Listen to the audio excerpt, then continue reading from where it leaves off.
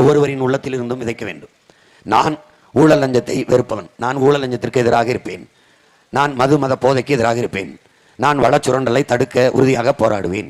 இப்படிப்பட்ட உறுதிமொழிகள் ஒவ்வொருத்தருக்குள்ளும் இருந்தும் பிறக்கணும். இது யாரோ ஒருத்தர் வேலை, சீமானின் வேலை, அவங்க தங்கை காளியம்மாவின் வேலை, இந்த கருத்து கூடாது. இது ஒவ்வொருத்தருடைய வேலை, நம் எல்லாருடைய வேலை, நம்முடைய பிறவி கடமை என்று நீங்கள் உணரணும். இது யாரோ ஒருத்தர் செய்யணும்னு நினச்சிட்டு கூடாது. சுத்தம் சுதந்திரம் என்று எல்லா சுபத்திலும் எழுதியிருக்கோம். நீங்கள் பார்க்கலாம், சுத்தம் சுதந்திரம் எழுதினவர் போயிட்டாரு, இறங்கி கூட்டவர் யாரு? ஏன் இறங்கி கூட்டுவராக நானாக இருக்கக்கூடாது, என் தங்கையாக இருக்கக்கூடாது, நீங்களாக இருக்கக்கூடாது? புரட்சி என்பது எப்படி புறப்படும்? நீங்கள் வாழ்கிற தெருவை கூட்டுங்கள், தேசம் தானாக சுத்தமாகும். ஒவ்வொருவரும் அவரவர் தெருவை கூட்டுங்கள், தேசம் தானாக சுத்தமாகும்.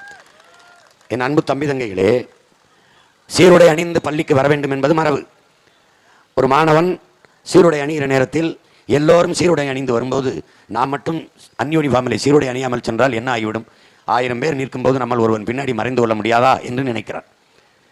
ஆனால் பிரேயர் ஹாலில் நிற்கும்போது, இறைவணக்கம் பாடுகிற போது, தமிழ் தாய் வாழ்த்து பாடுகிற போது அங்கே பார்த்தீர்கள் என்றால் யாருமே சீருடையில் இல்லை. ஏனென்றால் அந்த ஒரு மாணவன் எப்படி சிந்தித்தானோ அப்படி எல்லா மாணவனும் சிந்தித்தான். அப்போ என்ன செய்ய வேண்டும்? யார் சீருடை அணிந்து வந்தாலும் வரவில்லை என்றாலும் நான் சீருடை அணிந்து போவேன் என்ற உறுதியை ஏற்கும் போதுதான், நான் சரியாக இருக்கும்போதுதான் நாம் சரியாக இருக்க முடியும். நாம் சரியாக இருக்கும்போதுதான் நாடும் மக்களும் சரியாக இருக்க முடியும்.